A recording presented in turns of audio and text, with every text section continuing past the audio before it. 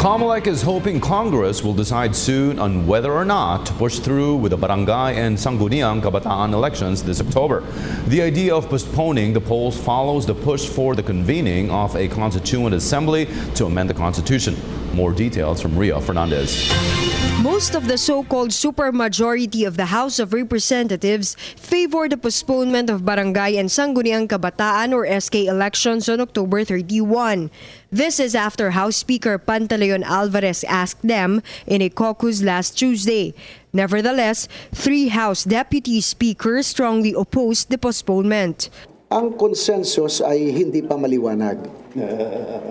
Ibig sabihin, merong mga ibig i-postpone ng barangay election at meron ding mga ayon na i-postpone ng barangay election. Kaya hindi pa ito na-concretize, no? Hindi pa maliwanag kung ilan talaga ang may gusto na i-postpone ng election at ilan ang ayaw. Yung kahapon na nangyari was hindi kami nagkaroon ng botohan ng kamay. Ngunit itinanong, bukod sa maraming pinag-usapan, itinanong ng majority leader, ano ba ang tingin ninyo, sino ba ang pabor sa... So nagkaroon kami ng viva voce voting. At tulad ng sabi ko, ako personal ay sa aking pagboto ay hindi ako sang-ayon sa... Idea yan para sa barangay election Nariyan na, ayos na. Tapos na rin yung ginagawa ng mga, nasa proseso na rin ang COMELEC para sa mga pagbibid ng mga pangangailangan natin ng mga materyales para sa barangay and SK elections.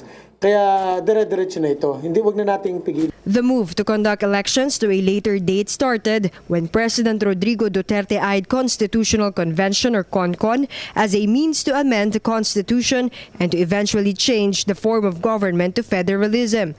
But because it is costlier, the President thought of holding a Constituent Assembly or CONAS instead. If CONAS will push through, there is no need anymore to postpone barangay and SK elections. But the Commission on Elections or COMELEC is ready whatever the decision of the Congress, with one request to lawmakers, that is to decide before they start printing ballots. Kami naman, punot dulo, ay susundin namin kung anong magiging pasya ng ating Kongreso tungkol dito. Pero sana lang magpasya sila bago ng August 21. The National Printing Office will print 85 million ballots. The COMELEC and Bank initially approved 297 million pesos worth of budget, but Bautista targets to lessen it. For PTV News, Ria Fernandez. Ako po si Cathy San Gabriel. Subscribe na sa PTV YouTube channel. I-click lang po ang subscribe button.